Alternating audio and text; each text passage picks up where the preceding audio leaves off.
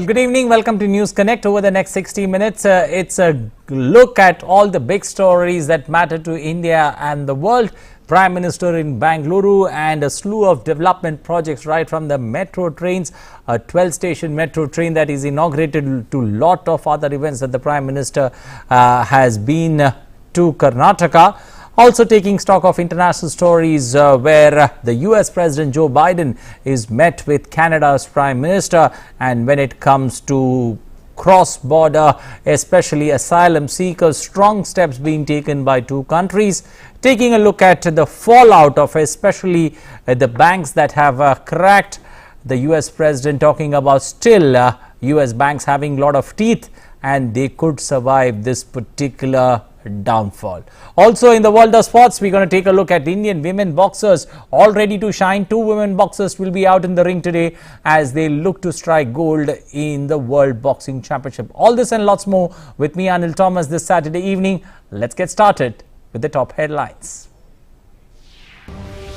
Prime Minister inaugurates 13.71 kilometer stretch from Whitefield to Krishnarajpura metro line of Reach 1 extension project under Bengaluru Metro Phase 2. Prime Minister takes ride in the Bengaluru Metro and strolls through the Bengaluru Metro Gallery. PM inaugurates Sri Madhusudan Sai Institute of Medical Sciences and Research at Karnataka's Chikballapur. PM underlines that today citizens have access to medical education in all languages. PM visits Mokshagudam Vishweshwara Samadhi and Museum.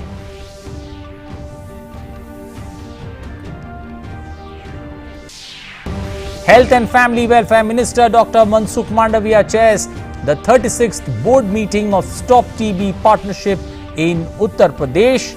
Says that we have seen unwavering commitment of Prime Minister to end tuberculosis in India. Also adds that India is ready to lead from the front and be the voice of the global south in the collaborative fight against TB. Arunachal capital Itanagar is hosting the G20 Research and Innovation Initiative Gathering Conference. Delegates share some light moments with the cultural troops at the banquet hall in the capital.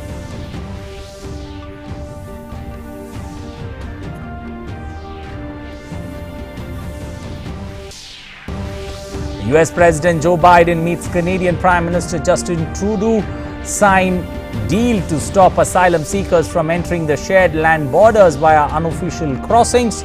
Both leaders pledge to stand together against authoritarian regimes.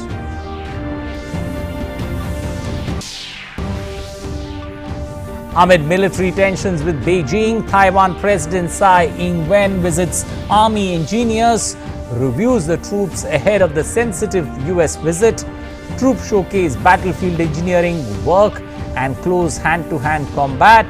Tsai says defending democracy is armed forces' greatest mission. And in sports, in women's boxing, World Boxing Championship in New Delhi, Indian boxers Neetu and Swati Bora will be in action in the 48 kilogram and 81 kilogram finals. Nikat Zareen and Lavlina to vouch for gold medals on Sunday evening.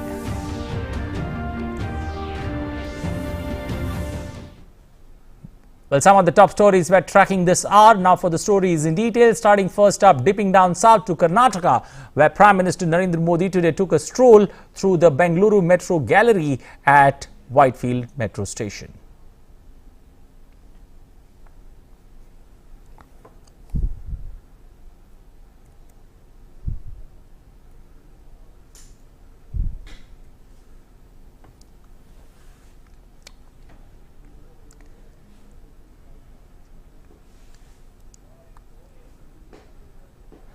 Prime Minister inaugurated a 13.71 kilometer stretch from Whitefield Metro to Krishnarajpura Metro line of Reach 1 extension project under Bengaluru Metro Phase 2.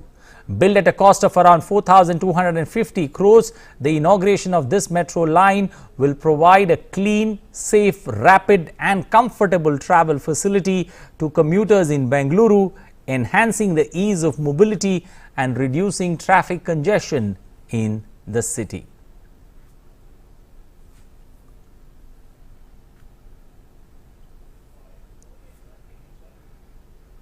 Prime Minister also took a ride of the Bengaluru metro from the Whitefield metro to Krishnarajpura metro line and also took the opportunity to interact with people from different walks of life.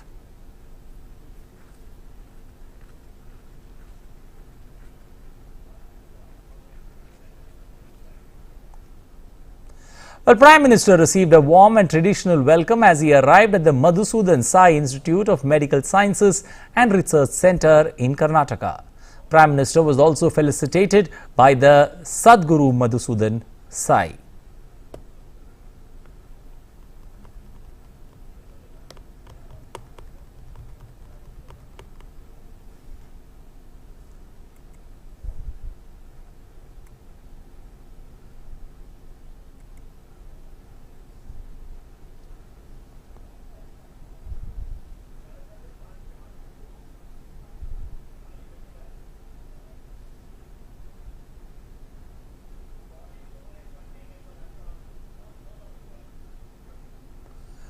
Prime Minister inaugurated the Sri Madhusudan Sai Institute of Medical Sciences and Research at Karnataka's Chikbalapur.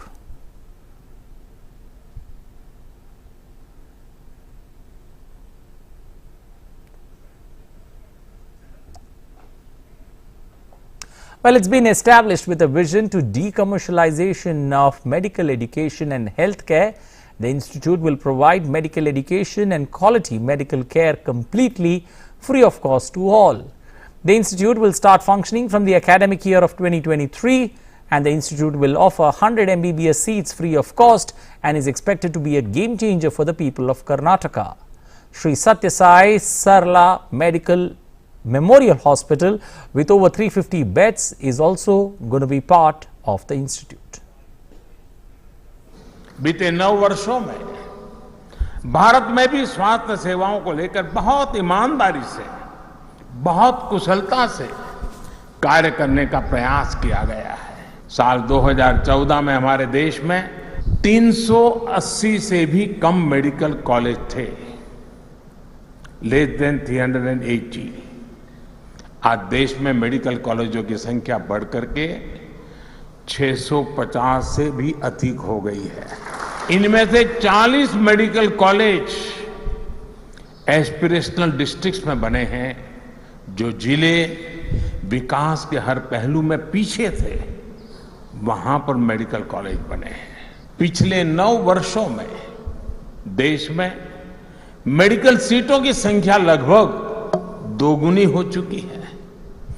आजादी के 75 वर्षों में जितने doctor देश में बने, उतने doctor अगले 10 साल में बनने जा रहे हैं। Prime Minister stressed about 9,000 health and wellness centers have been established in Karnataka, and he also underlined that today citizens have access to medical education in all languages.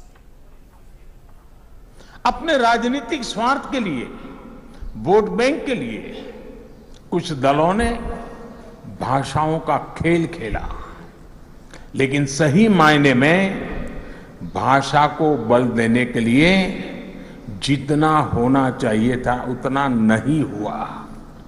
Kannada तो इतनी समृद्ध भाषा है, देश का गौरव बढ़ाने वाली भाषा है। कन्नड़ा में भी मेडिकल की, इंजीनियरिंग की, टेक्नोलॉजी की पढ़ाई हो, इसके पहले की सरकारों ने कदम नहीं उठाए। ये राजनीतिक दल नहीं चाहते थे कि गांव, गरीब, दलित, पिछड़े परिवार को बेटे बेटी भी डॉक्टर, इंजीनियर बन सके। गरीबों के हित में काम करने वाली हमारी सरकार ने कन्नड़ा सहित सभी भारतीय भाषाओं में मेडिकल की पढ़ाई का विकल्प दिया है। Earlier, Prime Minister paid floral tributes at the M. Vishweshwara Samadhi in Karnataka. Vishweshwara is regarded in India as one of the foremost civil engineers and was responsible for significant engineering projects in the country. Beyond his astonishing achievements in engineering, M. Vishweshwara is credited for his extraordinary work in accelerating industrialization and education in India. Prime Minister also visited the Vishweshwara Museum. This splendid museum, dedicated to the memory of Bharat Ratna M. Vishweshwara, offers a glimpse in the life of India's preeminent engineer. Chikkaballapura आधुनिक भारत के architects में से एक sir M Visvesvaraya की जन्मस्थली है। अभी मुझे सर विश्वेश्वरैया की समाधि पर पुष्पांजलि का और उनके म्यूजियम पर जाने का सौभाग्य मिला।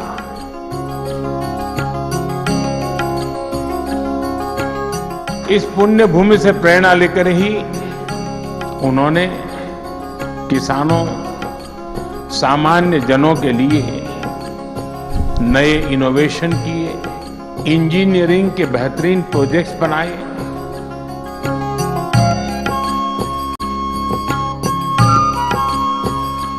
इस पुण्य भूमि को मैं सर झुका करके नमन करता हूं।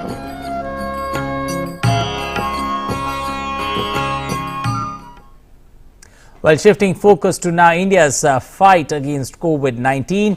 India's battle against COVID-19 continues as 220.65 crore, that's the total number of vaccine doses that have been administered so far in India under the nationwide vaccination drive.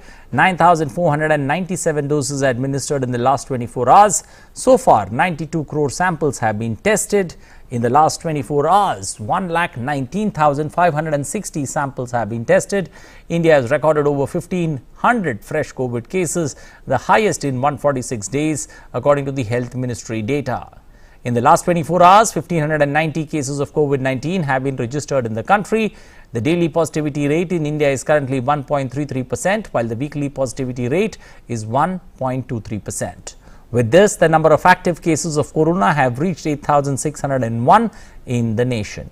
The rate of active cases is currently 0.02%, and India has seen a spike in the COVID and influenza related cases in recent weeks. However, doctors on Friday said there is no need to panic as the hospitalization rate is still low.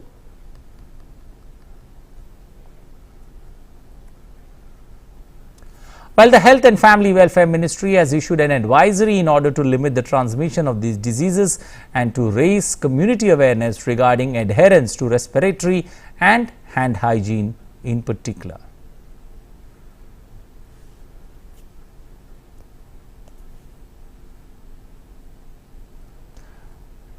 Well, these include avoiding overcrowded and poorly ventilated settings, particularly by comorbid persons and the elderly, wearing of masks by doctors, paramedics and other healthcare workers, as well as patients and their attendants within healthcare facilities,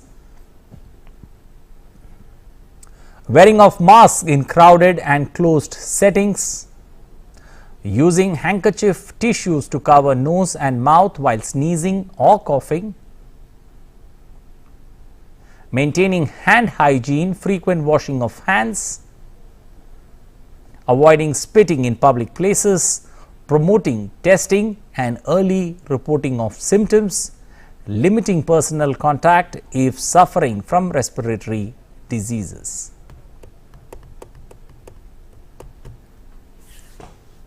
Health and Family Welfare Minister Dr. Mansukh Mandavia today chaired the 36th board meeting of Stop TB Partnership in Uttar Pradesh. While addressing the gathering, Union Minister said that appreciated unwavering commitment of Prime Minister to end tuberculosis in India. He further said that India is ready to lead from the front and be the voice of Global South in the collaborative fight against TB. Moreover, Executive Director of Stop TB Partnership, Dr. Lucia Ditu, also lauded India's efforts to end TB and said that India is doing exceptional work at the ground level through innovation in case finding, mathematical modeling, digital interventions and surveillance. In the G20 meeting, special focus has been given to the northeastern regions of the country. Arunachal capital Itanagar is hosting the G20 Research and Innovation Initiative Gathering or RIIG conference on Saturday. The G20 delegates arrived at the Donepolo airport and amidst a warm welcome accorded by the cultural troops. The delegates are on a two-day visit to the state capital Itanagar for the G20 summit. During their visit, the delegates will visit Arunachal Pradesh Legislative Assembly, where they will see an exhibition. Thereafter, they will visit the Buddhist monastery and also the Jawaharlal Nehru State Museum in the capital of Arunachal Pradesh in Itanagar. Tribes of Arunachal Pradesh, welcome all of you.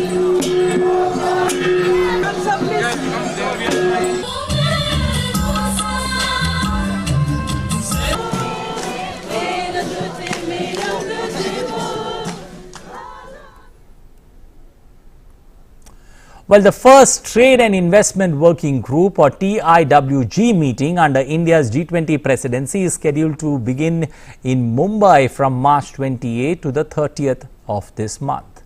During this three-day meeting, over 100 delegates from G20 member countries, invitee countries, regional groupings and international organizations will engage in deliberations to accelerate global trade and investment. On the first day, a seminar on trade finance will be held. Deliberations will take place on the role of banks, financial institutions, development finance institutions and export credit agencies in closing the trade finance gap and how digitalization and fintech solutions can improve access to trade finance. It will be followed by a guided tour of Bharat Diamond Bourse. On 29th of March, the TIWG meeting will be inaugurated by Union Commerce and Industry Minister of India Piyush Goyal.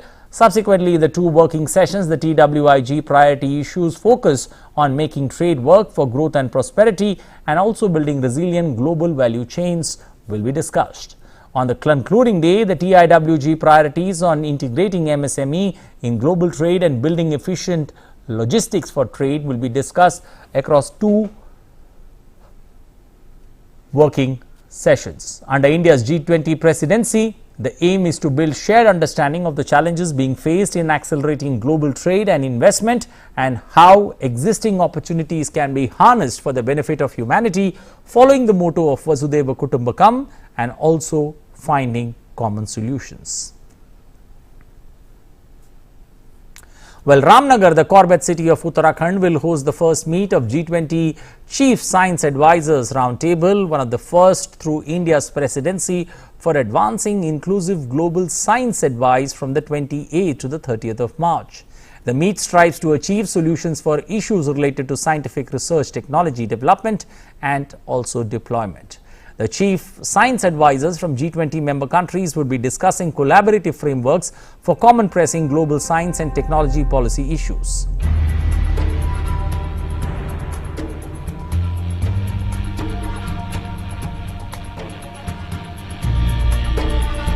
G20 CSR, a government-to-government level initiative conceptualized under India's G20 presidency.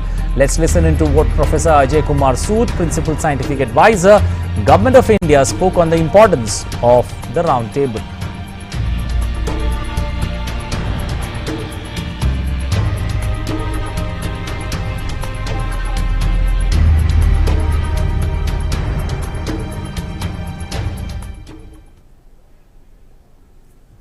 This will be a very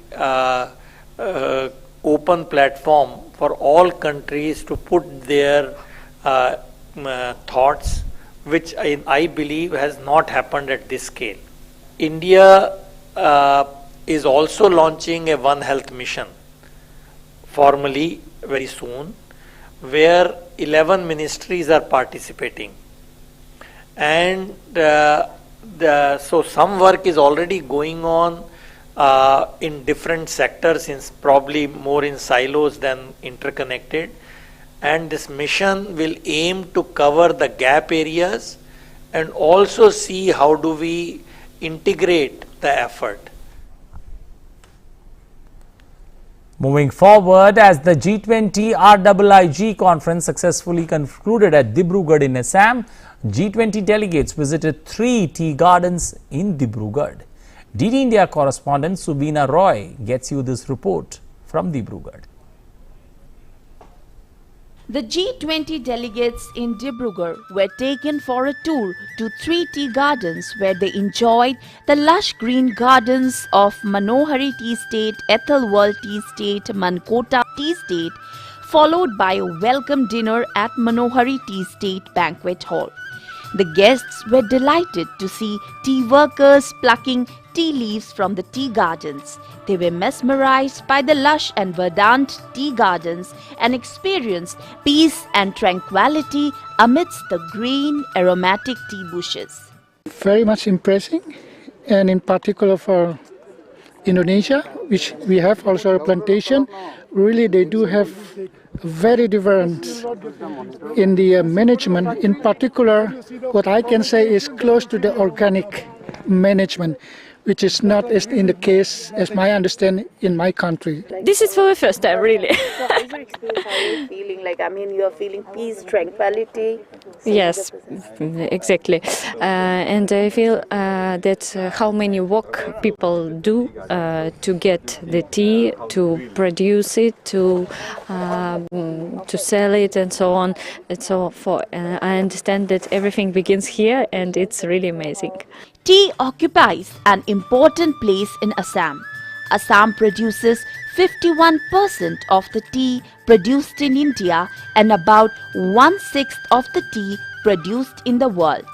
There are about 2,500 tea gardens in Assam, mostly found in Tinsukia, Dibrugarh, Sibsagar, Jorhat, Golaghat, Nagaon and Sonitpur districts of Assam. When I drink it, you don't really know how it came to your basically cup of tea, and when you can see the whole process, when you can listen how this work is done, it's amazing. It's just gives you so much more voluminous perception of things and how it actually goes from soil up through bushes, through these leaves, and how it gets finally to you. The G20 RIIG conference is going to play a crucial role in defining the tea tourism and tea industry in Assam. With camera person Pranab Chetia, Subina Roy, TD Assam. Well, after that wonderful story there from the tea gardens in Dibrugarh, time now for us to slip into a short breather here. On the other side, we'll be getting you all national and international stories. Stay tuned with DD India and News Connect.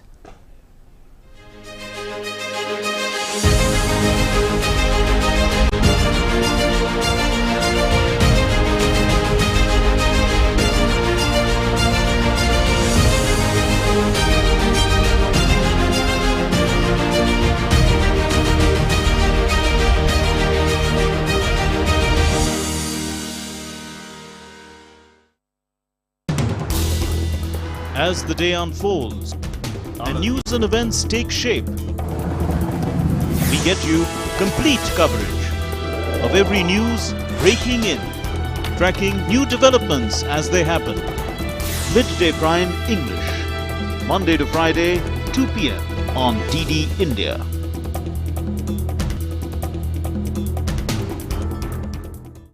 The changing world of news. Headlines that you wake up to. News that shapes your day. Stories that matter to you.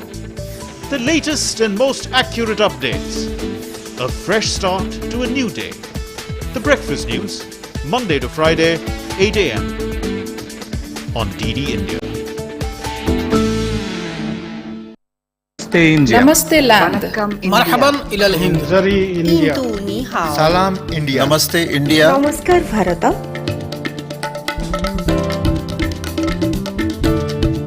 Muy India.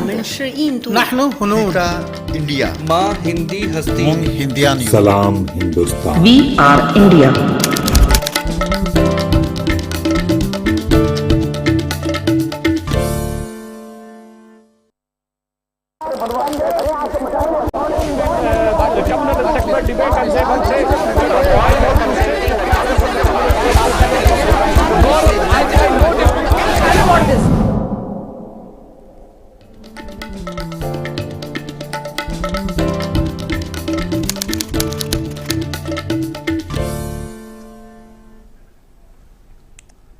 Welcome back once again to News Connect. Time now to go on with national stories. In an interaction with the business community in Sri Lanka yesterday, Secretary for Petroleum and Natural Gas Pankaj Jain called for enhanced partnership between India and Sri Lanka in the field of energy.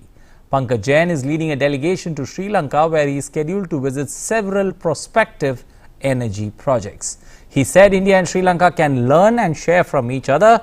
He added that the collaboration between the two countries can be very fruitful as it will be built on mutual trust for each other. He said that in the current age of energy transition, there is a need for learning of newer technologies much faster and said in this direction, partnerships will matter. Secretary spoke about the success of India Energy Week held last month in Bengaluru and said that the event will be held next year in Goa. On the occasion, 3 new fuel stations of Lanka IOC were commissioned by a virtual mode. Efficiencies of scale will matter much more in this game. And I think the idea of an energy hub at Kimco is something which is spot on. There are so many things which can be done in Kimco, both conventional as well as some of the new energy, both renewables, biofuels, all of that is possible in Kimco. It's a great opportunity. India-Sri Lanka thing will require collaboration, it will require experience sharings, and it will require joint ventures. Well, today Kashmir is not only a tourism hotspot but is attracting a lot of foreign investments. Jammu and Kashmir recorded its first FDI or foreign direct investment as UAE-based MR, a real estate company, has unveiled plans to construct a 500 crore million office and shopping complex at Srinagar in Jammu and Kashmir.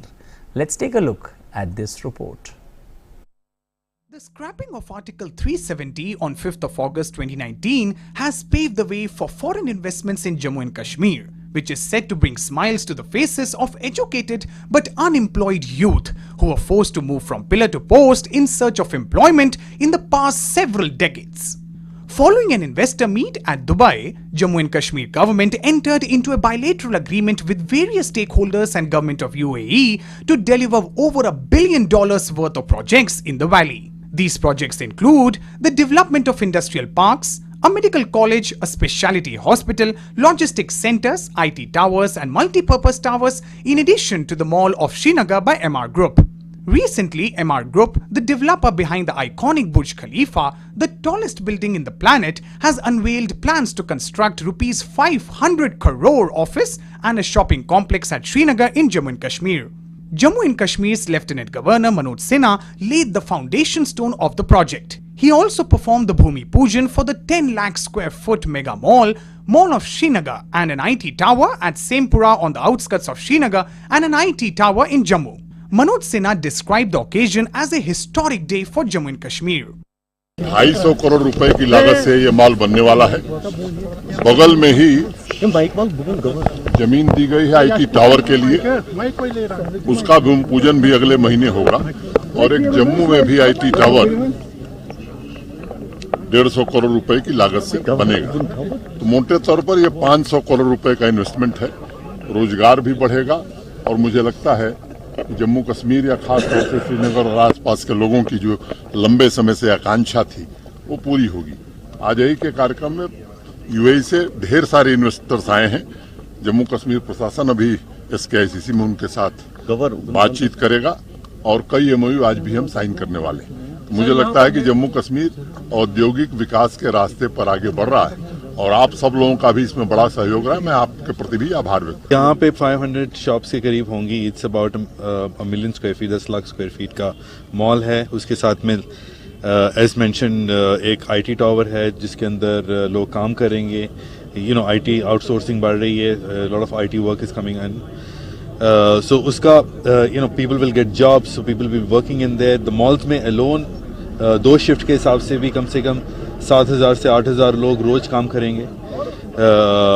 And so this is will create regular employment. पर इसके अलावा सामान आएंगे तो logistics बढ़ेगा, airport पे jobs बढ़ेंगी, transportation बढ़ेगा, फूड इंडस्ट्रीज आएंगे, they will invest more. The project is called Mall of Srinagar and marks the first foreign direct investment in the Union territory, which is set to give a much needed shot in the arm for the J&K economy. The million square feet mall with 500 shops will generate around 7,000 to 8,000 jobs. The Union territory of Jammu and Kashmir had received record investments of 15 billion rupees in the first 10 months of the 2022-2023 fiscal year. Lulu Group will be setting up its first hypermarket in Jammu and Kashmir and the Mall of Srinagar. It will be the anchor store at the property with nearly 100,000 square feet retail space and will employ about 1,500 youth from the region. The UAE has announced a flurry of investments in India, bringing hope for economic growth and job creation. The bond between India and the United Arab Emirates is currently experiencing a golden era of friendship. The future looks bright for India-UAE relations, with both countries poised to leverage their strengths and build a brighter, more prosperous future together. Bureau Report, DD India. Well, a quick correction there. When it comes to the investment there in that project will be 500 crore rupees. Moving forward, Union Home Minister Amit Shah participated in the 84th annual Raising Day ceremony of the CRPF, that's the Central Reserve Police Force, at Jagdalpur in Chhattisgarh today. The Union Home Minister inspected the Guard of Honor and also laid a wreath and paid his tributes to the CRPF personnel who sacrificed their life in the line of duty. Addressing the function, the Union Home Minister lauded the contribution of the CRPF to the internal security of the nation and for carrying out the responsibility of safely conducting the democratic process.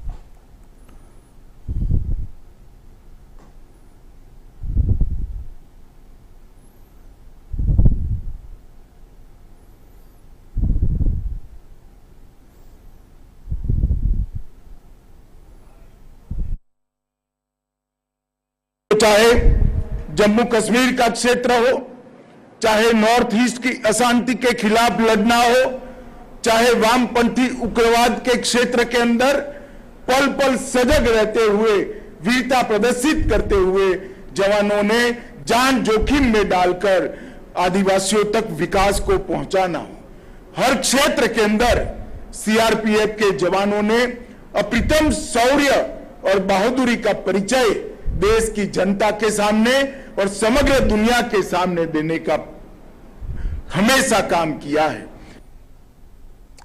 Well, Union Home Minister, who was on a visit to Chhattisgarh, today inaugurated the Prasar Bharati news service in Halbi, the local language of Bastar division in Jagdalpur. Amit Shah praised Prasar Bharati and Doordarshan for the initiative. On the occasion, Prasar Bharati CEO Gaurav Dwivedi was also present at the event.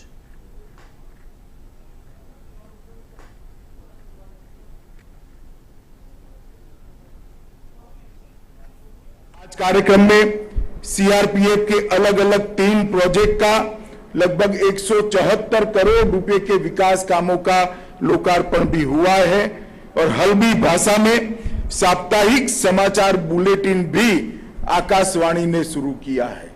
Chhattisgarh के अंदर आदिवासियों की भाषा में पहला bulletin, समाचार bulletin शुरू करने के लिए मैं आकाशवाणी और दूरदर्शन को बहुत-बहुत साधुवाद देता हूं। Well, an event on Digital India Empowerment and Transformation was organized by Policy Circle in New Delhi. This is the second event in the series of events planned this year to coincide with India's G20 presidency. Economist Dr. Arvind Virmani, member of Niti Aayog, joined virtually as the guest of honor at the event. The event was attended by policy makers, corporate leaders and leading economists. Deputy Head of the Mission of the Embassy of Estonia in India, Margus Solson, also addressed the event and highlighted how Estonia has been steadfasting in the digital field and is also cooperating with India on different fronts. I think about 30 30 bigger Indian companies, up to 200 companies. We have, as I said, we have 7,000 Indian e-residents, and this number of people fondly working with Indian friends is growing. We are envying a little bit of our Finnish friends because they have bigger number of people from India. We wish to extend cooperation with other IT companies from India and kind of offer them friendly harbor in Europe that Indian companies can offer their services directly from Estonia. Former CEO Prasar Bharati Shashi Shekhar Vempati also addressed the event on readying world-class digital infrastructure and said that hybrid model of Aadhaar and hybrid model of UPI will be the future.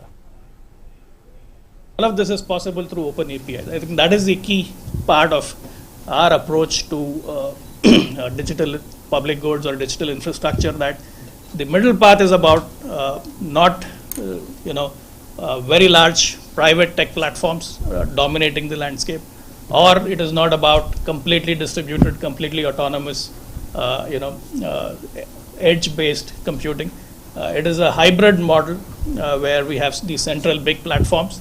At the same time, we have open APIs where anyone can participate, and that grows the network. And we've seen that stupendous growth with UPI transactions, where the open API architecture allows everyone to participate, be it banks, be it small vendors, be it individuals.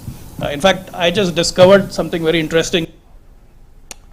Well, with an aim to achieve net zero carbon emitter by 2030, Indian Railways has recently successfully completed the electrification of all broad gauge tracks in Chhattisgarh. The move will boost the speed of the trains and thereby reduce the travel time between two stations. The electrification of the 1170 kilometer route of broad gauge lines in the state will increase the sectional capacity of the trains and reduce the dependency on imported crude oil and save foreign exchange. It will also reduce the operating and maintenance cost of electric locomotives. This sustainable move has been lauded by Prime Minister, who appreciated the 100% electrification of railways in the Bilaspur, Raipur, Sambalpur, Nagpur and Voltaire division of Chhattisgarh state.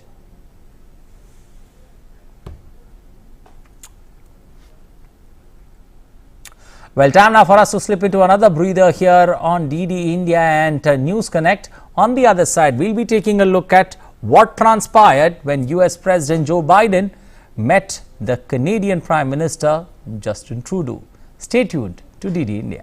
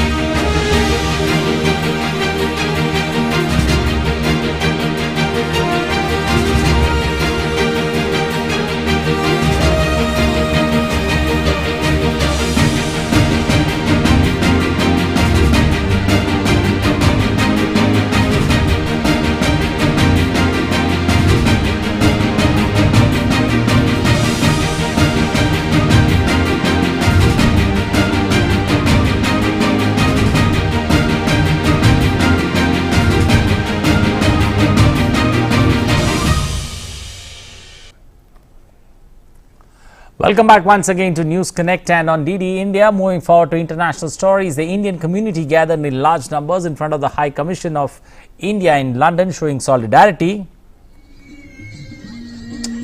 The organizers raised slogans in support of India and denounced the Khalistani propaganda.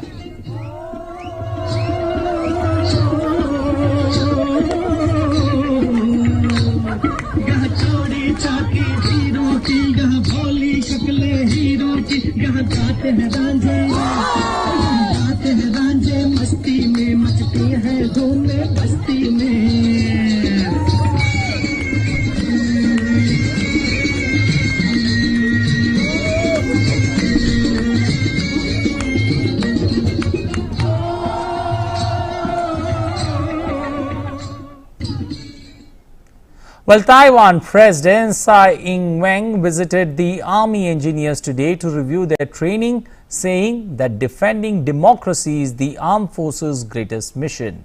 Troops showcased battlefield engineering work and close hand-to-hand combat. The visit came ahead of a sensitive and high-profile trip by Tsai in the coming week to United States and Central America. Military tensions between Beijing and Taipei are at their highest point in decades as China tries to force Taipei or Taiwan into accepting Chinese rule. Taiwan's democratically elected government strongly rejects China's sovereignty claims, saying only the island's people can decide their future.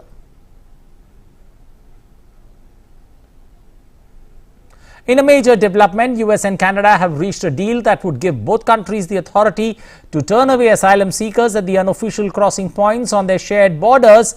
President Joe Biden and Canadian Prime Minister Justin Trudeau announced this on Friday, and starting early Saturday morning, migrants who cross into Canada between official ports of entry will be quickly returned to the US. The new agreement will also allow the US to send asylum seekers who cross the northern border at unofficial crossing points back to Canada, according to the publishing text of a rule that is set to be published in the Federal Register. The deal is the latest move by the Biden administration to discourage migrants from crossing the border illegally in order to seek asylum over the objections of immigrant advocates and some Democrats. The US and Canada have long had what's known as a safe third country agreement in place that allows them to turn back migrants if they cross through official ports of entry. But Canada has seen a dramatic uptick in traffic at unofficial crossings. In a joint press conference, the two world leaders also discussed their efforts on a range of issues which included the climate change, Russia-Ukraine war, along with China and instability in Haiti, among other things. The US president said that China has not provided significant weapons to Russia for its war in Ukraine. I don't take China lightly. I don't take Russia lightly. But I think we vastly exaggerate. I've been hearing now for the past 3 months about China is going to provide significant weapons to Russia, and they're going to. Well, I've been talking about that. They haven't yet. Doesn't mean they won't, but they haven't yet. And as we head to the second year of Russia's brutal invasion, our unity is not going to break. We're going to keep the pressure on Putin through our historic sanctions and tariffs. And we're going to continue to provide Ukraine with training, equipment, humanitarian assistance it needs, and to defend itself against Russian aggression. Well, US President Joe Biden said that the United States is preparing to act forcefully to protect Americans, commenting after the US military carried out airstrikes against Iran-backed forces in retaliation for an attack that killed an American contractor and wounded 5 US troops. Last night, U.S. military forces carried out a series of airstrikes in Syria, targeting those responsible for attacking our personnel. My heart and deepest condolences go out to the family of the American we lost and wish a speedy recovery for those who were wounded. But I'm also grateful for the professionalism of our service members who so ably carried out this response. And to make no mistake, the United States does not emphasize seek conflict with Iran, but be prepared for us to act forcefully, protect our people. That's exactly what happened last night. Well, President Biden said that US is looking to support the police department in Haiti and studying whether the United Nations can play a role to quell the violence there. Biden also said he didn't rule out the possibility of sending the military to stabilize the country, would have to do so in consultation with the United Nations and with the government in Haiti. The idea of how do we deal with what's going on in Haiti, where gangs have essentially taken the place of the government, in effect. They rule the roost, as the saying goes. And so I think that what the Prime Minister has spoken about makes a lot of sense. The biggest thing we could do, and it's going to take time, is to increase the prospect of the police departments in Haiti having the capacity to deal with the problems they're faced. And that is going to take a little bit of time. We also are looking at whether or not the international community through the United Nations could play a larger role in this event, in this circumstance. But there is no question that there is a real, genuine concern. Well, time now to shift focus to action from the world of sports. In the first story, in the ongoing Women's World Boxing Championship in the national capital, 4 Indian women boxers have made it to the final. 2 will be seen in action tonight. Neetu Gangas and Swati Bora will be in action today as they compete in the 48 and 81 kilograms final. The other 2, Lavlina as well as Nikat Zareen, will be seen in action on Sunday night. Let's take a look at this preview.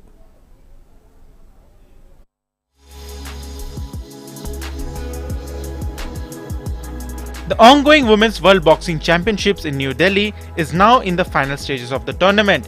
Indian boxers have maintained their dominance till now, with as far as 4 women pugilists booking their place in the finals. Star Indian boxers Nikat Zareen, Lavlina Borgohain, Swati Bora and Neetu Gangas have entered the finals in their respective weight categories. With their reaching the final, India's 4 silver medals have been confirmed. Neetu Gangas, who has 3 referee stops contest wins under her belt, will now take on the 2022 Asian Championships bronze medalist Lutsai Khan Altan Setseg of Mongolia in the final on Saturday. On Thursday, in the semi-finals of the 48 kg weight category, Neetu defeated reigning Asian champions Elua Belgibekova with a hard-earned 5-2 win. Having suffered a defeat against the Kazakh in the quarterfinals of the last World Championships, the 22-year-old Indian had a point to prove this time around. Both pugilists were neck and neck in all 3 rounds, and while Belgibekova kept Neetu throughout the bout, the 2022 Commonwealth Games champion kept her cool to get the better of her opponent. The southpaw smartly landed accurate punches and showcased immense grit to reach the finals of the competition for the very first time. पहले मेरे तीनों match RC रहे हैं और अभी semifinal था, ये मेरा कजाक के साथ था और लास्ट टाइम मैं वर्ल्ड चैंपियनशिप में यही मेरे ओपोनेंट थी जिससे मैं स्प्लिट डिसीजन में हार गई थी. तो अभी यही था कि मुझे इससे जीतना है, तो सेमीफाइनल मेरा इसके साथ हुआ और मैंने इससे जीत हासिल की. Indian boxer Nikat Zareen will face 2-time Asian champion Nguyen Thi Tham of Vietnam in the finals on Sunday. Nikat defeated Rio Olympics bronze medalist Ingrid Valencia of Colombia in the semi-finals of the 50 kg weight category. Nikat beat Valencia 5-0 to enter the finals. Being at the top of her game, the 26-year-old star pugilist utilized her quick movement and stellar strength to control the bout from the word go. She maintained her composure going into the next few rounds and dominated the bout, giving her Colombian opponent no chance to make a comeback and seal the win by unanimous decision. Lavlina Borgohain will face 2-time Commonwealth Games medalist Kathleen Parker of Australia in the final on Sunday. The Tokyo Olympics bronze medalist Lavlina reached her maiden World Championships final after ousting the 2018 world champion Li Yuan of China with a 4-1 victory on points in the 75 kg weight category. The bout kept going back and forth with the Assam-born pugilist grinding hard to prevail by 3-2 in the first round before her Chinese opponent made a comeback to win in the second by 2-3.